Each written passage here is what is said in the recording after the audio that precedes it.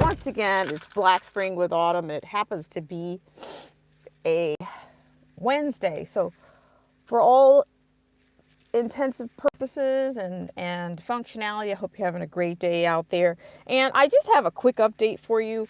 We're going to look at a couple of things later today, but I want to tell you I was really, I have just a couple of, I've come up with what I've entitled this stream as the three G's. And the three G's consist of gaslighting, ghosting, and gray rocking. So if you've experienced any of those, then you might be dealing with a narcissist. So I'm just saying, just beware of that. Just that little nugget for you on your hump day. So you can get over that hump with a little bit more ease because you know that the three G's, you've experienced those three G's. So I guess I'm giving some type of advice here. You want to maintain self-preservation and not feed into these personalities. Here again, I am not a psychologist by any stretch. I'm not a psychiatrist, but I'm just sharing my experience with you for starters. And then for two, and you'll notice like the general population does pretty good with that as well. You have a lot of people that will ghost, gray rock, and gaslight the hell out of you. So they'll do that. And once you start to see one, you'll start to see where you've run into those personalities before, Black Spring started yapping about them.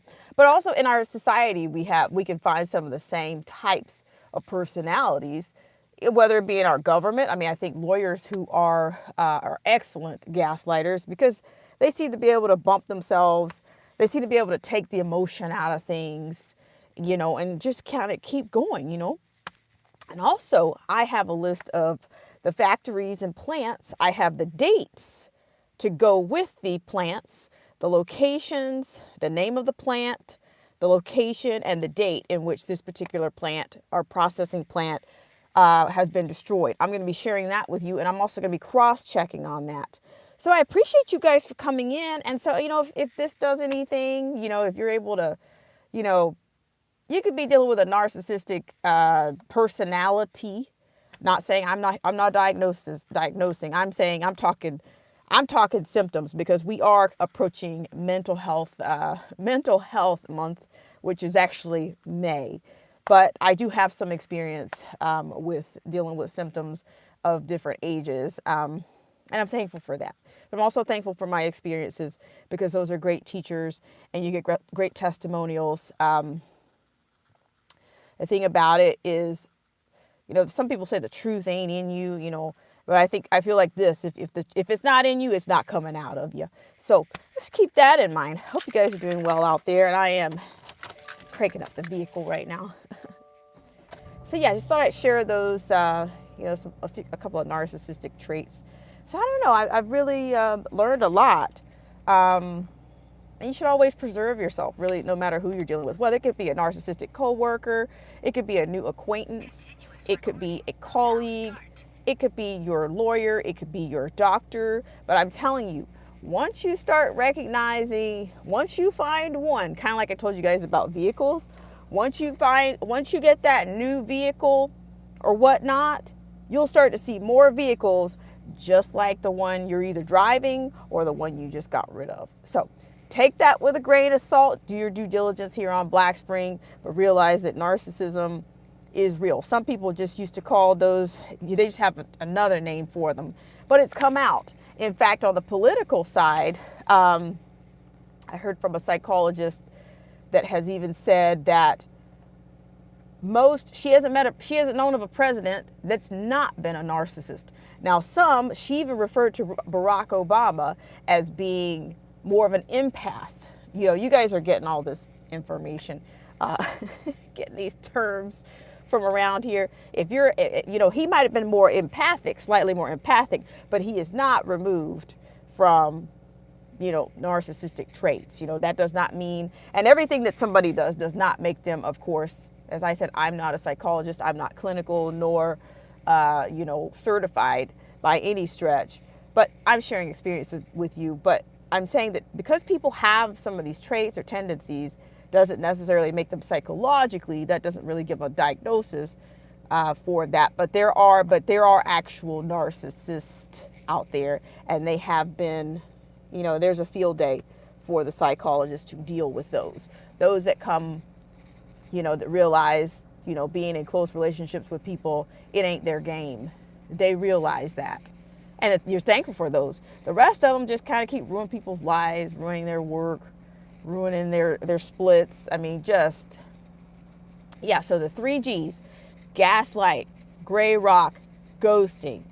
That ghosting is, ghosting happens all the time. But I'm saying these are more, I think, attributes of, and I say attributes, I didn't say traits, because I consider traits to be more biological and more inherently, something more of an inheritance. But in this case, I'm just describing, I'm using my logic to share my experience with you. Okay, I appreciate you guys for coming. I just want to say hi to the people that have come in so far. Derek C. Williams, he says he's in listening mode. I appreciate it. He says, he gives his disclaimer. Here's his respect due. Listening to me live on their tube from Philadelphia, the alleged birthplace of freedom. And Mindy B, good morning to you. Mindy B, good morning to you. Fancy Truth. And Dr. Fish was #1 coming in. So yeah, so maybe that's a little sunshine on your day, and just realize that you're not at a loss when you're kind of done, because, I mean, they use a term in psychology, or when they talk about narcissists, called discard. But then in some way, I put that logic together. Well, if these people are full of lies, deception, manipulation, and no one, and they're really not loyal to anyone, then how can you actually ever be really discarded if these things are based on false premise to begin with? Can you ever really be discarded? Some say shelved, some say full, it depends on you. It's a game. It's an illusion. It's a house of cards. And unfortunately, sometimes we have to learn about these personalities on our own experience. And then sometimes you get that teacher, which is the experience yourselves. Who do I have here coming in hot? Mindy B says trouble is that most narcissists don't realize they have a problem, and they don't need. Of course. They're not. I mean, that's a huge rabbit hole. Most of, it's like ego and insecure. Like, I think this particular psychologist has given a definition. I'm actually going to get her book. There's a couple of titles out there. One of them is Prepare to be Tortured is one. I don't remember the author of that one. But the second one is going to be Ramani. Dr. Ramani is going to be the other one that I'm going to get. But preserve yourself. Don't go at them, because you might have a picture. Shout out to Marcy T. You might have this person on camera or date, time, stamp, text message. And oh, no, that's not. And then they'll start attacking your character. But, they're great actors and actresses is what they are. Okay, that's what they are. And I'll tell you, historically, if we look at politics or we look at people of influence or power, they like to possess things or people that just, power, influence. A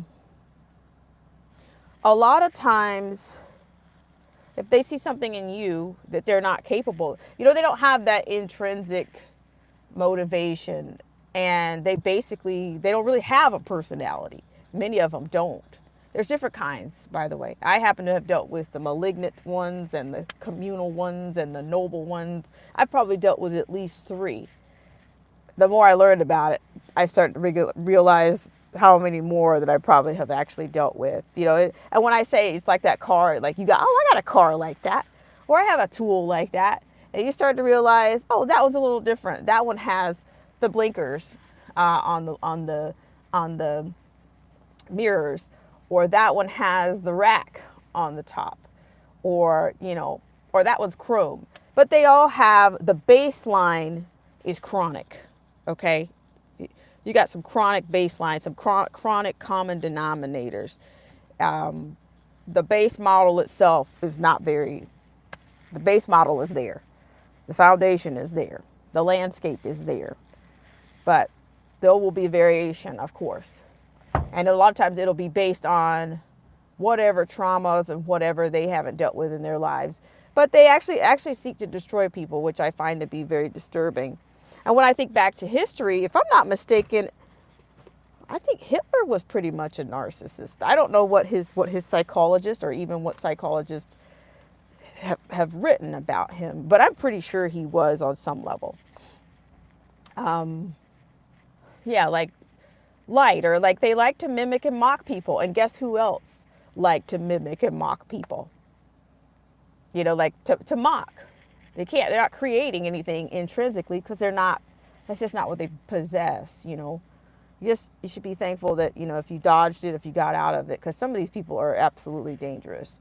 And yeah, so I can't believe I'm sharing so much about this right now. But I don't know, it's just a subject that I think is not touched, and you rarely hear about it in the media. You rarely hear about it. And then, you know, we could go all down the rabbit hole. You can go to the criminal level. You can go, yeah, you know, there's the ones then you kind of get to that other spectrum, which is that other shade in there, where there's sociopaths and psychopaths. I'm telling you, this thing is huge. And, yeah. So some people are healing from those every day. Some people are just absolutely confused. They have no idea what they're experiencing. But just remember these tidbits. This is Black Spring. This is what I'm going to call I have an idea for another channel, but this one is definitely yeah. I'm going to tell you the name. I'm between one name and I may come up with another one, but definitely the 3 G's. If you hear nothing else about narcissism, 3 G's: gaslighting, ghosting, and gray rock. One of those might actually be a good solution for you. And who's chiming in right here? It's Derek C. Williams. Narcissism personified is gay Hebrew scholar. You all know Ferrari. Thank you for that perspective, Derek C. Williams. I really appreciate it. He says his sexuality and religion is solely his affair, but he is a narcissist. Wow. Well, I'm still getting my chops up on that one, Derek C. Williams. I'm still, you know, getting my game up on him. I'm learning. I want to see some other samples of his work and some other people's interactions with him, because he said a lot of things. He talks about human stupidity, which we all know that exists, but it's almost like he's taken that on as his own. He's like the guardian of human beings or something, he thinks, and he's telling us what to do for our own good. Surrender to the AI. And yeah, I showed you guys the other night that they've already got us surrendering. And you just see these signs and see how your daily lives are already transforming, and how they're softening you up, massaging you, and conditioning you for the things that are to come. Right, absolutely. Derek C. Williams, in his book, which one do I have? It's the Sapiens, Homo Deus, one of them. See, Homo Deus, that is, to me, I need to read that book from cover to cover. But he talks about, you know, he does have the endorsement of Gates, Jack Dorsey, as well as Obama, and then of course, yeah, he's got those endorsements. So yeah, we're Homo Deus, and Sapiens. Yes, those are the two that I'm on about, that I'm gonna be, you know, doing a little bit more of a deep dive into. But the narcissist, when you think about it, when you think about the Ferrari character, it almost makes me think that when people are of that ilk, like, do they see things in people that they just know they can't possess, and things that they're not capable of? So the only way they can do it is to mock. The only way they can replicate it or imitate it is by creating something, by mocking them, you know, mocking either the goodness or things that they know that they're not capable of, or things that they know they're just not their game. Because believe it or not, I still think that there's hope for humanity. And I do think that there's still, how do we know, how does his ilk know that we've seen the best or the most brilliant or the most triumphant in the human species? How does he know that? How can he say that our time is up? That's a God complex in itself. To have to be audacious and to be have the unmitigated gall to tell a whole species in which he's a part of that, look, we're done here. This new language developed by AI, look, they're going to deal with, and that's very much narcissistic too. A robot to me will be narcissistic because they are dealing with, there is no emotion, and these people are saying, the elite are basically saying that, basically they're telling you, we're going to design this thing to think and solve problems first, and then they will become conscious as they do, after they, as time goes along, which is pretty dangerous, So yeah, I'm just yapping here. I think the whopping 16 minutes and 10 seconds here. Luciano says they also have their heads up Saul Alinsky's rear end. Luciano, thank you for coming in. And Derek says he has an open war against anyone's God. By default, in my mind anyway, everyone is of less value. Thank you, Derek C. Williams. I'm totally, thanks to you, I have started looking into that character. That interview with Anderson Cooper, he basically kind of criticized, Ferrari talked about himself, about his, he shared things on his complex, his resolve, on his, sexuality, because everybody in the world needs to know. Everybody needs to know that that's your flagship, right? Everybody has to know that about you.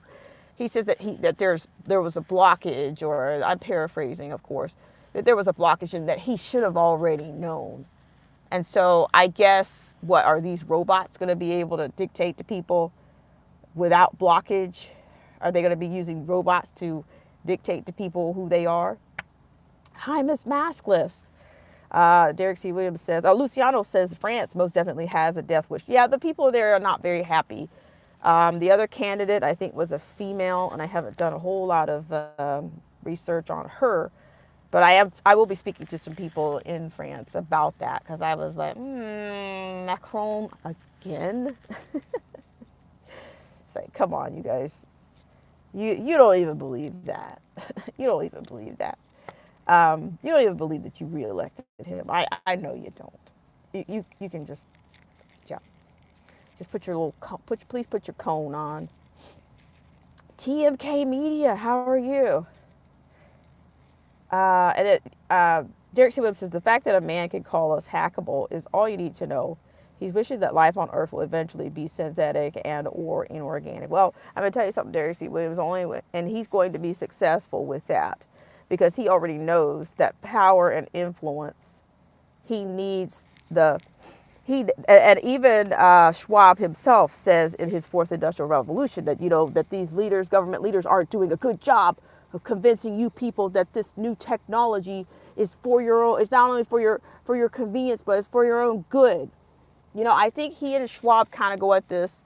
Schwab tries to play the humanity card, but I think Ferrari tries to play the logic card, and basically the narcissist card, like, he knows what's best. It's for your own good. You should think more like me. You should act and think like me. Yeah, they're both professors, and yeah, but the power and influence of these leaders are what they need, the endorsements of the leaders, and they also need the level above that, the level below that, to go along with their agendas. Let's see, what do we have here? Mindy, 1991. Sorry, let me get it together. That was a good year, right? Sorry. So was yours too, Mindy B, 1951. Mindy B 1951 says, those Dominion machines acting up in France. Well, maybe they took a page out of their elites, Democrats and, liberals worldwide kind of have. They want a liberal world order. So it makes absolute sense to me. You can go to the north, to our neighbors to the north, and find, Schwab has endorsed what Trudeau is doing. And so these people are all, they're thatched together. They're all tetherballed. The tetherball global elites, they all are working from the same playbook, if you ask me. Okay, that's just my opinion. Bring it. Do find something else. If you find something else to argue, maybe you do have something else to argue. Let's see, who else do we have? Derek C. Williams says he doesn't eat meat because of the suffering animals. Noble, but even vegans feed on death. The moment you pick a vegetable of its root, that's not death. Okay, well, and then I'm gonna say something else that I've heard, but we've all seen it before, whether it's the science or plants or biology, whatever. Usually and I heard this in a lyric, actually a rap lyric I heard, that people want the end of you because you're pure. The rap lyric was, they want the end of me because I'm pure. Well, that makes sense, because if you're pure, you can be replicated, right? You can be replicated. But if you go to a spiritual level, or dare I say, please, this new age spiritual stuff, if you can be replicated, that's also mocking. That's a way of mocking, right? And maybe they want you because they want the end of the human race, because it is not, they can't replicate that. They can't replicate something so pure, absolute, 100% organic. They can only replicate more of the same. So I'm just thinking on a spiritual level, yes, evil, wicked personalities and elite and narcissists, yeah, they process things a little differently than the average bear. Sorry. So it's a little bit of a subjective stream, but I think it's real.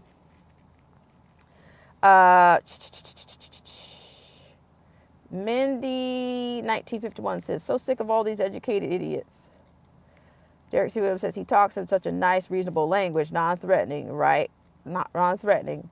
Right before he'll order lesser people into pits to be gunned down for being lessers.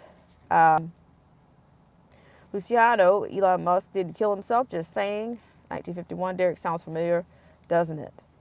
2020, Taryn Herring, hi, how are you? Mindy, Derek C. Will says that dude is crazy. Did a video this morning about him. He's a psychopath, but should be listened to.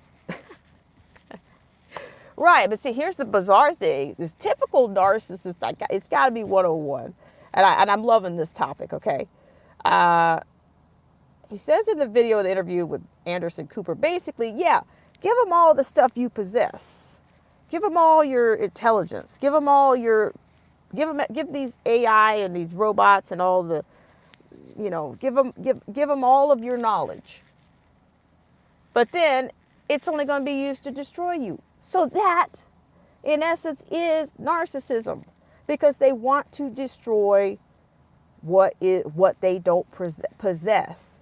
They can't create that. They can't create the human genius. They can't create the human phenomenon purely. So they want you to give it to them so they can use it to destroy you. So to me, it's really staggering the amount of parallels that I'm finding between narcissism and a lot of these elite. Yeah.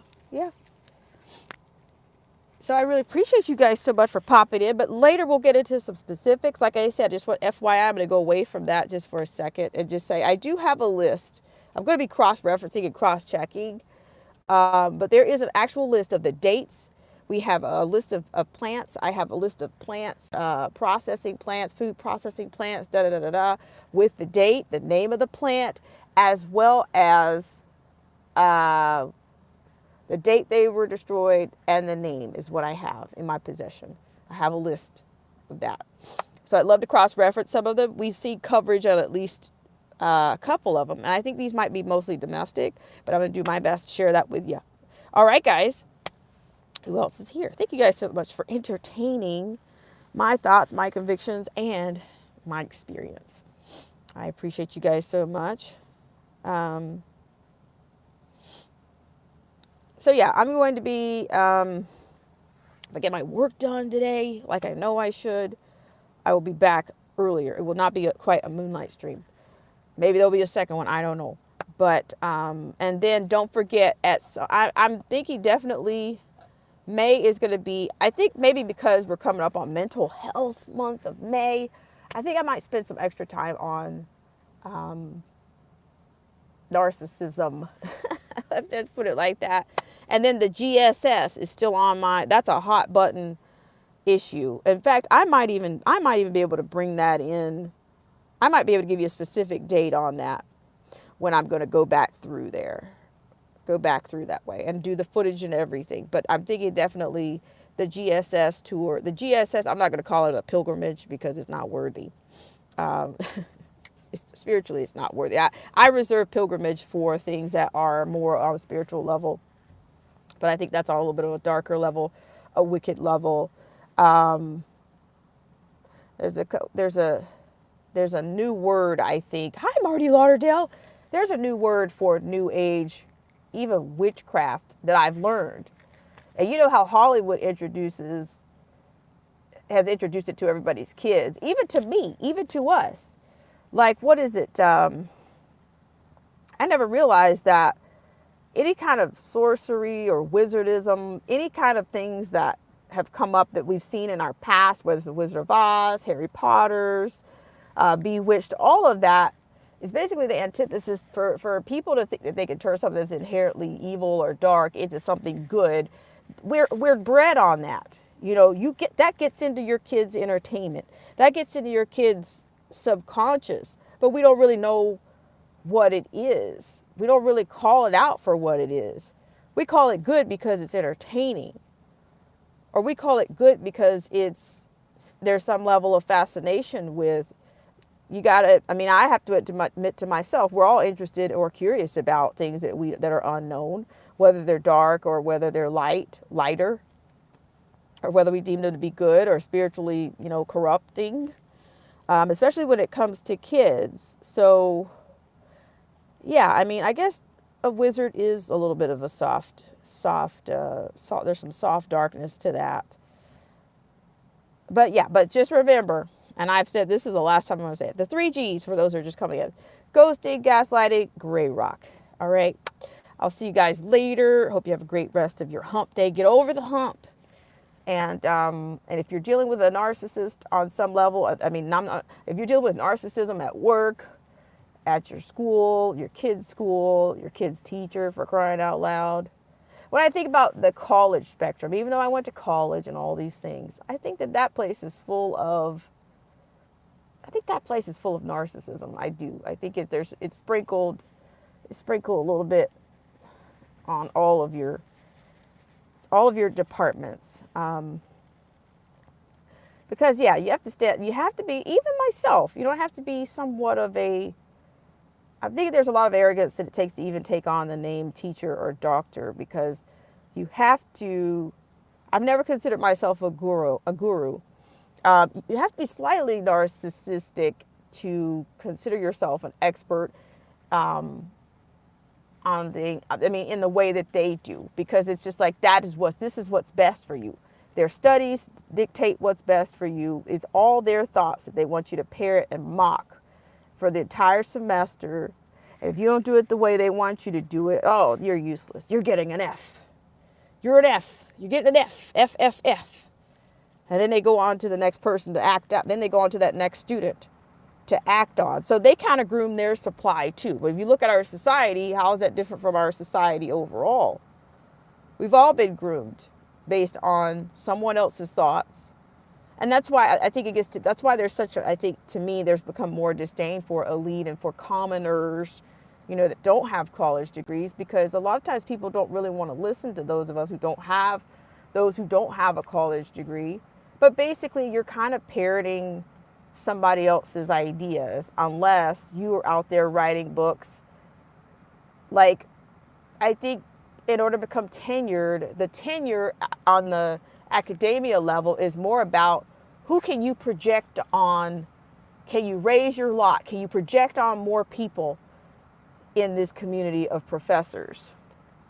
The more people you can project on, the more people that you can share your ideas with, the more power and the more you are regarded. And that's what they want. They want you writing books and seeing how many more people, will listen to your ideas and how you can massage those people. So I think that's where I get that from. Hi, Marty Lauderdale. I appreciate that. She says, I like your idea of highlighting the issue of narcissism for Mental Health May. And I'm going to tell you something. The other thing I stumbled on to was somebody talked about, I've heard from a psychologist that it's not something that people don't typically inherit. It's usually something of broken experiences that breed insecurities and these things. But check your kids. I'm saying, for those of you that have kids at this time in your life, or if you're planning to have kids, check your kids and see what you see. See what you see. Are there just bad seeds out there? Or, maybe they haven't maybe you haven't created a safe place for them, or you haven't told them you love them or hugged them enough.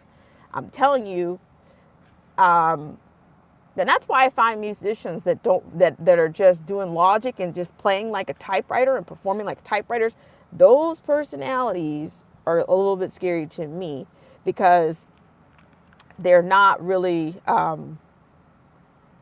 they don't have the ability to do both. The kind of closeness and the kind of connection that comes with expressing yourself in music. Music is love to me. It's not stress.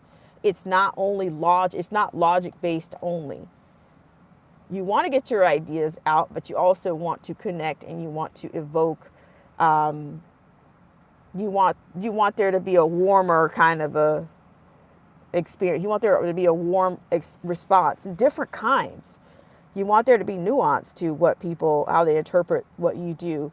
You want a lyrical dancer to me, if I were a lyrical dancer, I understand lyrical dancing, even though I took some lessons earlier in my life. I understand that captivating people as a lyrical dancer, not only is there technical, of course, and theoretical things to do those techniques properly, but when an artist, whether they're a dancer or a musician, if they can get you to breathe with them, to literally inhale and exhale with you, then you are commanding, you've captivated them, and that's to me only done when there is more of an emotive or more of an empathic connection between the performer and the audience.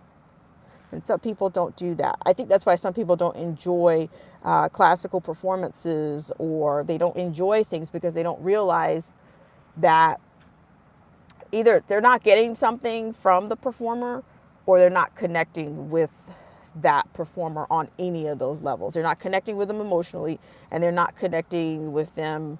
They're not wooing or awing them in a technical or logical or theoretical kind of way. They're not doing that. But if I see a dancer, I think the best ballerinas, like, you don't finish looking at them. You don't take your eyes off of them. And when people say that you couldn't take your eyes off of them, because you wanted to finish, you want to see them finish every line that they reached for. You want them to go to you don't want to let go. When they let go of that line or that point that they're focusing on, you go with them. You let it go with them. And they're taking you along with them. That is the art. That is incredible. Okay. All right, guys, I really appreciate it. So yeah, thanks so much. I appreciate that, Marty Lauderdale. So yeah, I will be doing a little bit of that.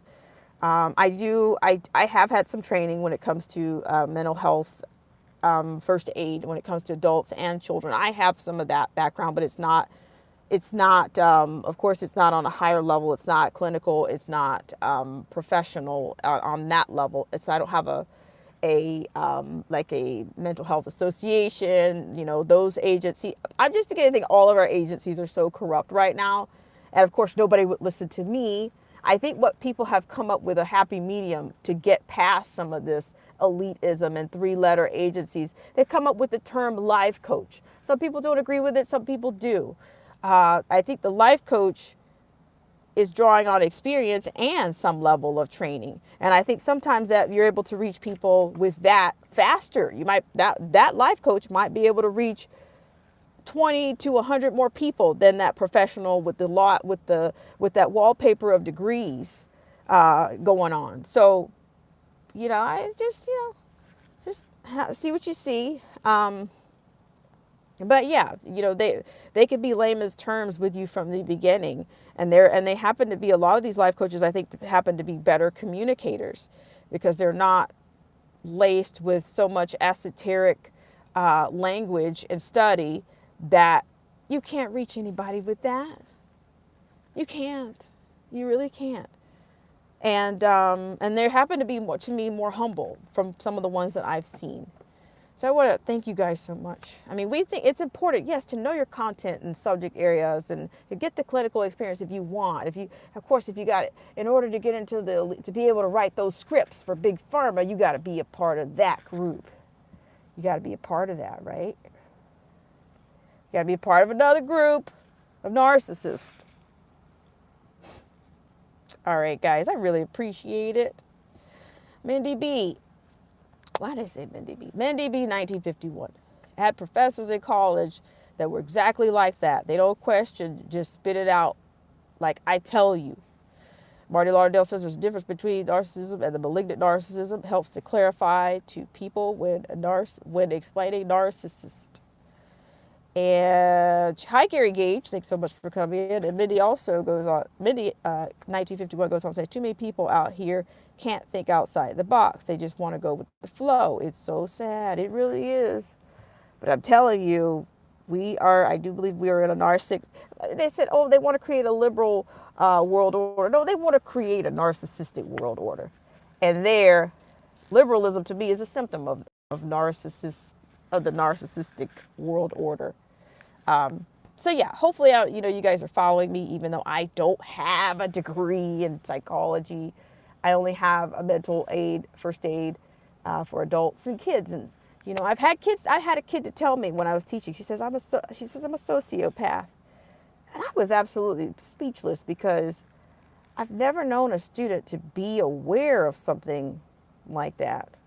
And of course, I did not ask her to, tell me about that. I didn't say that. But, she happened to be, whether this was just her expressing herself, she happened to wear dark things and dark makeup, and she was wearing dark, light, black and white all the time. And, but I always wanted to hear what she had to say. As a teacher, as a band director, I always wanted to hear what she had to say. I want to hear what all my students had to say, whether I understand it or not. And I never approached her to say, thank you for sharing that, but I'm not sure what motivated you to share that today. But, if I had really thought about it, maybe I would have taken her to the side and said, hey, how'd you get to that conclusion today? That was very powerful that you got to that conclusion. But yeah, she wasn't shaken by it at all. I mean, very stoic. And but also very confident. Like either she had been told by some peers of hers, or either maybe she had been to an actual psychologist or a psychiatrist. But I find that a lot of things start to show up. A lot of things are already there when it comes to kids in schools, middle school, high school. And a lot of kids want help. Maybe this girl was crying out for help. Maybe she had started to receive help. Maybe she realized it's okay for me to be this. But as long as I am managing it and as long as I'm not ruining other people or kids' lives, or I'm not, affecting people negatively with it. Hi, Freedom's March. How are you? As long as I'm not negatively affecting other people's lives with some of the complex issues that I'm dealing with, I'm okay. And I always wanted students to be okay, but to me, that was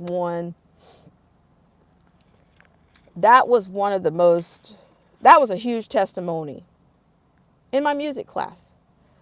And I don't know, maybe music brought her to that confession. But I say this, it was something for her psychologist or her psychiatrist. It wasn't for me. But yeah, yeah, that was a little for me at that time. I was younger than I am now. So, but still, what changed? I've had more experiences with different types of people, whether they are students. I mean, yeah, whether they are students or whether they are parents. Yeah, I had different experiences with all students, but never had one to testify that, this is what I am, this is my identity, or this is a part of my identity. Yeah, but that I said all that. I'm going down a rabbit hole here, but that was just a little bit of reflection there. But these issues are real, and unfortunately, I don't know. I would imagine that the stigma probably came from the narcissists themselves, because they're not going to admit that they're a narcissist, but they're going to project it on you and just say, you're crazy, and shut you down. You're crazy. That's what they'll say. And to me, that really doesn't tell us anything specifically or diagnostically or clinically. Tell somebody they're crazy. It will shut them down, but it doesn't tell us anything. So I'm wondering if the stigma wasn't created. The stigma was probably created. Anything to destroy us seems to be created by the narcissist, or narcissistic personalities, people with those traits.